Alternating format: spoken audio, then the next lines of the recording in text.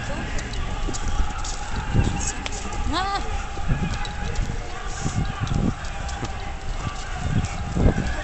un poster.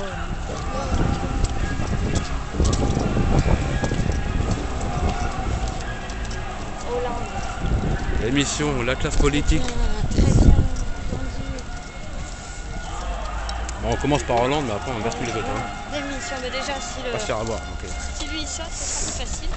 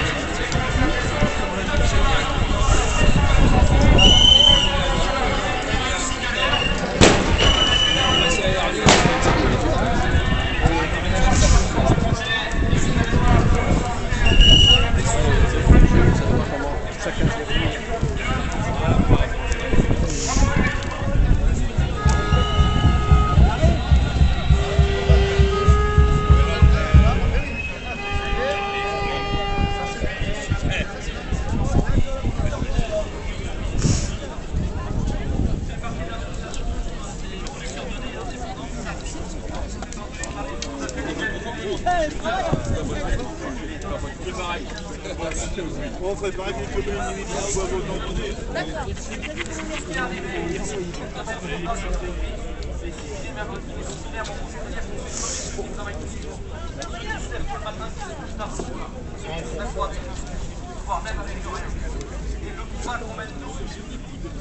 Quasiment identique à 100% avec le c'est-à-dire qu'on vous ignore, on est spolié par des responsables syndicaux de tout niveau pour le RSI. Et sachez une chose, c'est que ce qui s'est passé à Paris le 3 septembre dernier avec la compagnie à Belin, je ne sais pas si vous dites quelque chose, Belin, c'est un enfoiré de première. Belin, c'est le président de la FNSEA et Belin ne respecte rien.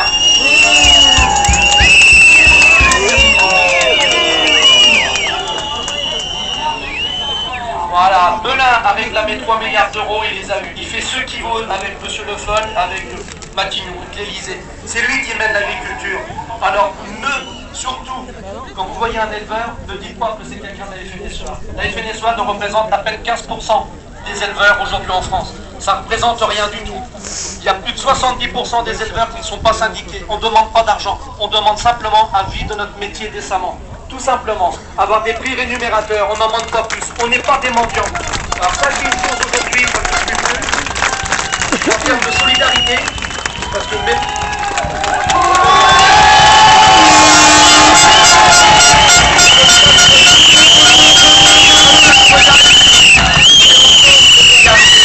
Mes parents étaient commerçants. Je ne suis pas issu du domaine agricole. Mes parents étaient commerçants, donc je sais en gros ce que vous vivez aujourd'hui.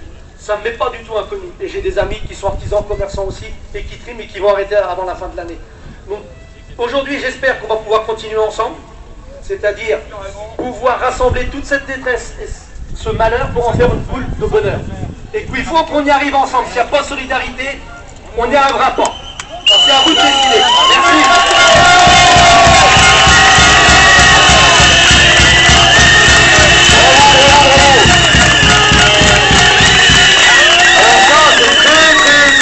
Compliqué.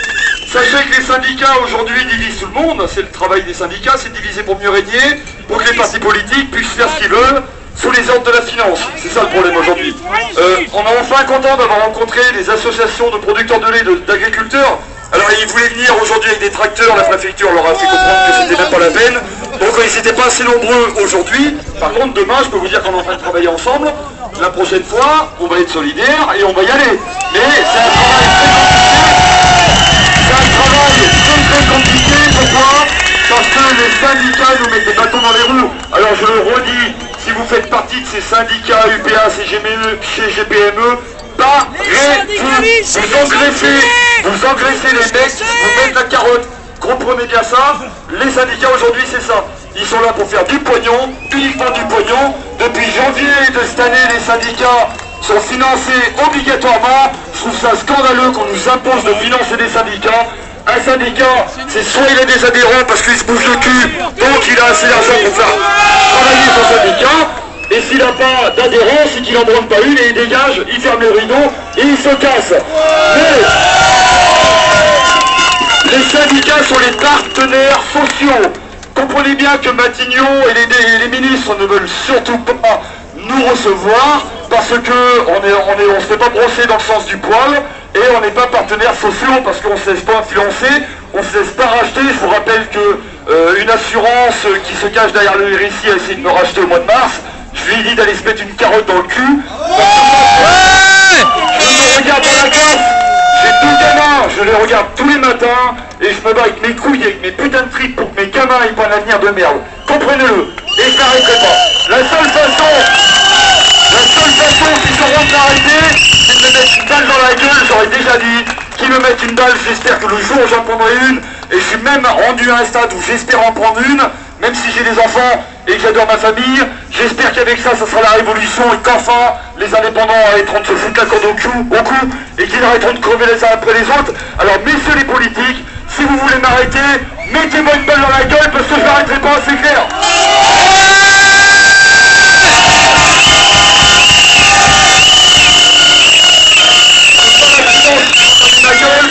Pas l'intimidation, et ça y en a eu qui prend ma gueule, et tous ceux dans l'association aujourd'hui ont la même mentalité. Faut savoir qu'on est tous bénévoles, qu'on en chie. La préparation de la manif d'aujourd'hui, c'est 5 mois acharnés à préparer ça, c'est énorme. Je tiens à vous remercier parce qu'on a eu peur que les gens baissent les bras. Sachez que le combat qu'on a au RSI, c'est le combat qu'on mène contre la finance, parce que derrière le RSI, c'est le monde de la finance qui gère tout ça. Donc le combat qu'on mène, il ne va pas se gagner en 3 jours, faut pas rêver. J'ai entendu des choses comme on y a été le 9 mars, ça sert à rien, on n'y va plus, mais non, putain, faut continuer, faut pas les lâcher, faut être de plus en plus nombreux. Ne comptez pas sur les médias pour nous aider, ne comptez pas sur les politiques pour nous aider, on est seul au monde. C'est à nous, à chacun d'entre nous, de faire connaître cette association, de grossir les rangs, et la carotte, on va finir par la remettre dans le cul, je vous le promets.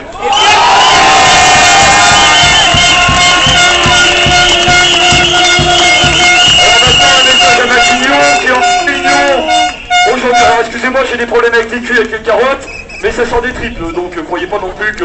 Un concours. Matignon, faut leur remettre l'action. Ah bah là, 5e, ouais, c'est pas faux. Ouais, mais si la 6e elle est montée à l'identique, ça va pas être mieux. Hein. Le problème, il est là. Ah bah la République représentative. On met un parti politique pour en mettre un autre qui fera exactement la même chose. Le problème, il va bien au-delà. Il va bien au-delà de... Démocratie directe. Le problème, c'est que c'est la finance qui gère le monde. C'est les intermédiaires. C'est les intermédiaires qui se gavent entre nous et nos clients, qui se rendent indispensables. On prend un exemple dans la ProBTP pour ceux qui ont des salariés. Moi j'avais 2 salariés. Quand je donnais 5 000 € de congés payés pour 1 méga, la ProBTP lui reversait 1 500 € au mois de juillet et au mois d'août. Il y a quand même 3 000 € qui se battent, 3 500 € qui rentrent dans les poches des caisses, qui sont là, qui servent à rien et qui s'engraissent. Ce qui coûte cher aujourd'hui dans le monde du travail, c'est tous ces intermédiaires de caisse, et le RSI en fait partie, qui se gavent sur le dos des travailleurs, le dos des salariés, et le problème il est là. On a créé des choses qui servent à rien, mais on a placé des gens pour qu'ils vivent dignement dans un gros fauteuil en cuir avec un gros cul, parce qu'ils font tous 130 kilos tellement ils bouffent bien à la cantine.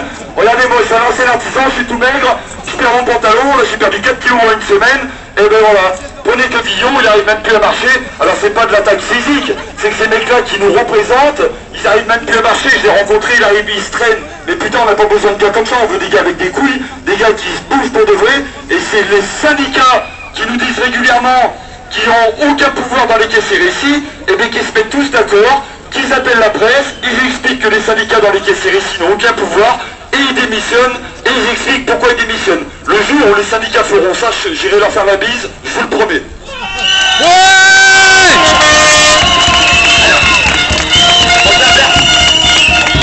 On s'aperçoit que tout est gros. Les chiffres sont gros. Sachez qu'on vient de Bretagne, on est 50 dans le quart et on a regardé les chiffres. Entre 50 personnes, on paye plus de 700 000 € de RSI. Entre 50 personnes, c'est une chose. Nos mutuelles. Entre 50 personnes, nos mutuelles. C'est 3 jours de déliquescence. Alors, on continue à payer nos charges sociales quand on est malade, on arrête de payer nos charges sociales quand on est malade. On élimine nos prévoyances. Et ces 2000 € de prévoyance, on les garde dans nos entreprises, pour nous et nos employés.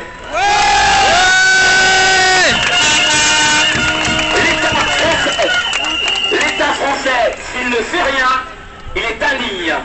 Car effectivement, si aujourd'hui on met tout le monde au RSI, c'est pas 15 milliards de déficit, mais c'est 15 milliards de bénéfices à la sécurité sociale. Il faut savoir que quand quelqu'un qui travaille dans l'administration est malade, il est payé à 100% pendant 89 jours. Un salarié est payé à 70% pendant 89 jours, et nous on est payé 32% et on doit continuer à payer nos cotisations. C'est indigne d'un État français. C'est un État voyou. Bon,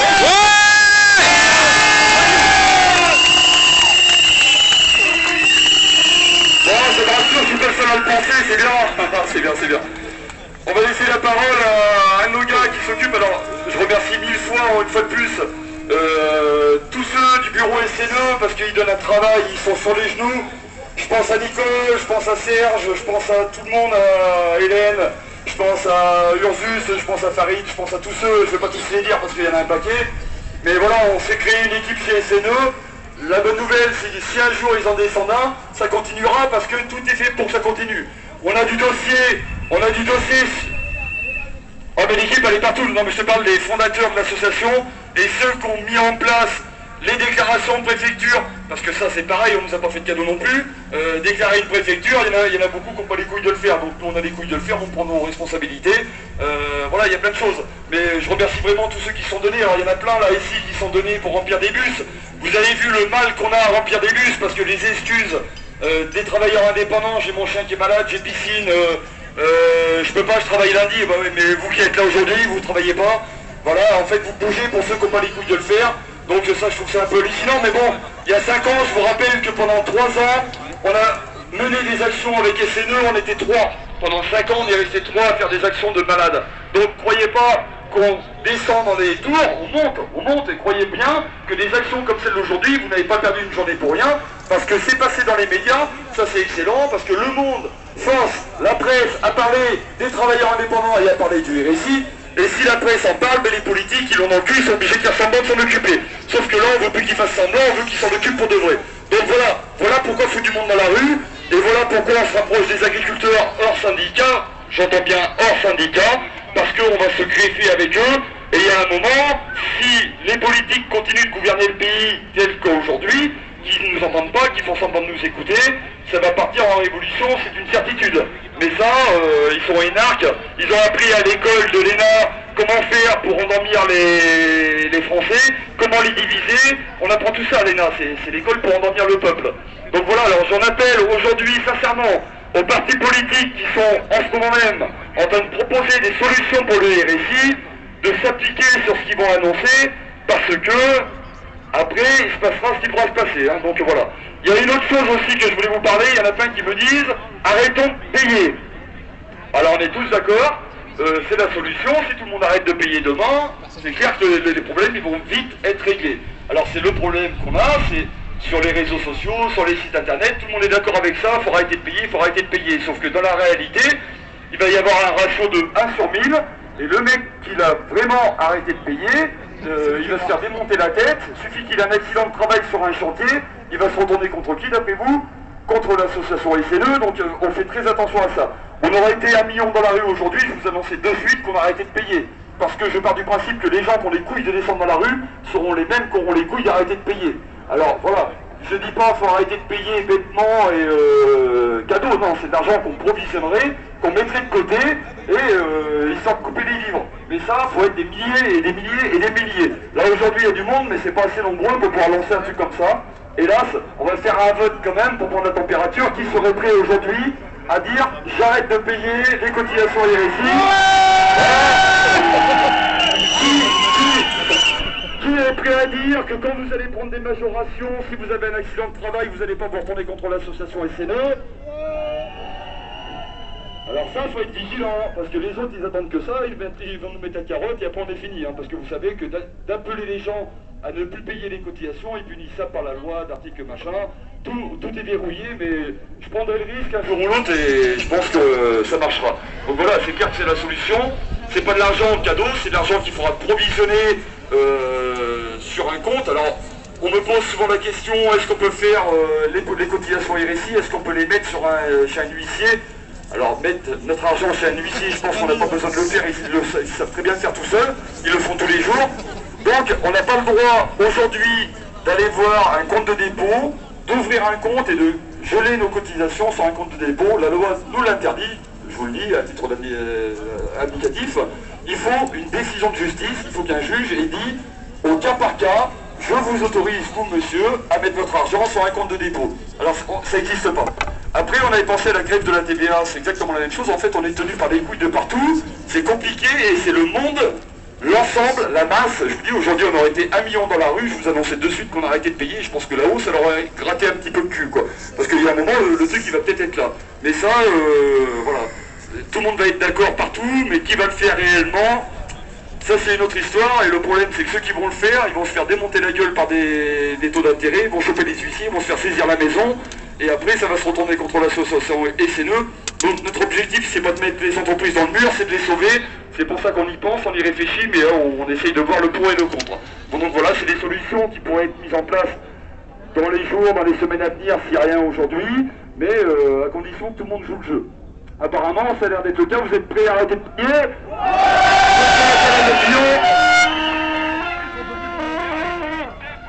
Et juste un mot, par révolution, moi je dirais relocalisation. Relocalisation.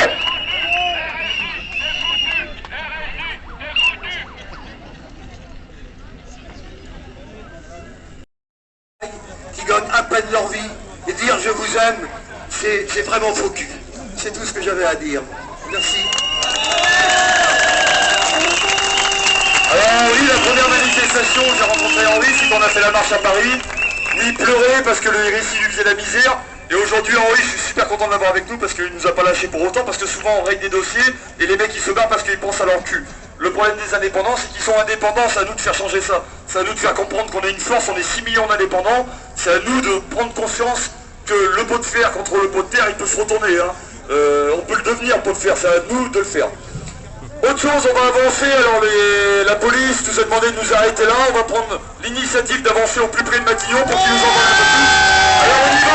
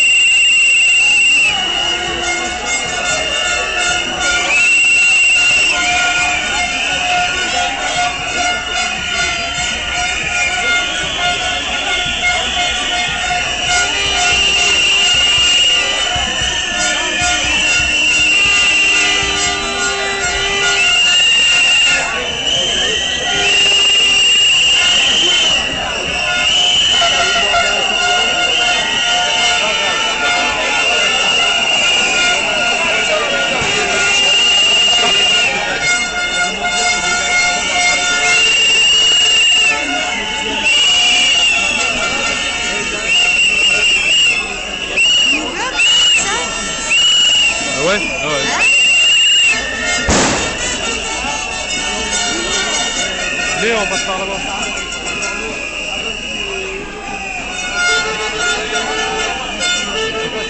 On coupe par là. On coupe par là-bas.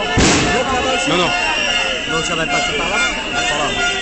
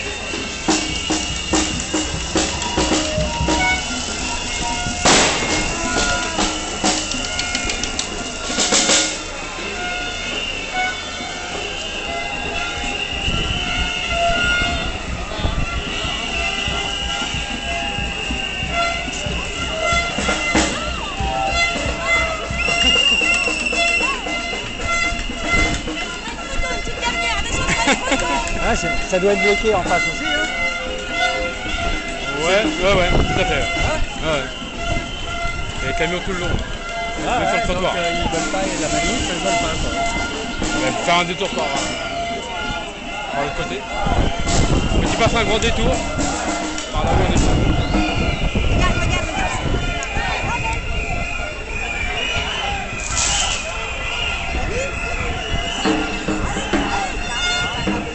Quoi? Il y en a une, elle craint quoi. Regarde ça, regarde, mieux vaut faire le bourreau que le veau quoi. Ouais. Celle-là, il faut la brûler quoi. Elles sont pas dans le mouvement de... Ah pas du tout. du dictateur ensuite. Après ça peut être une image. Ah mais de toute façon ici c'est Bon. violent.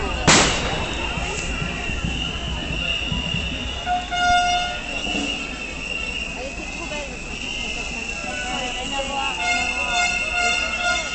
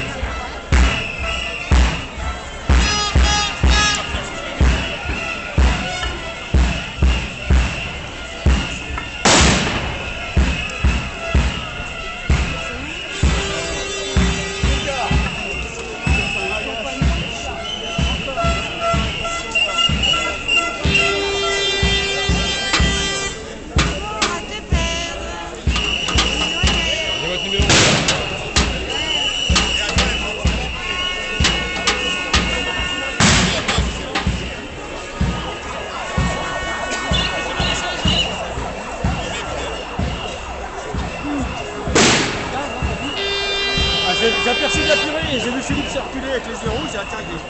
Et quand j'ai avancé, j'ai senti le poivre. Ah ouais, ouais, super. On a de la poivre.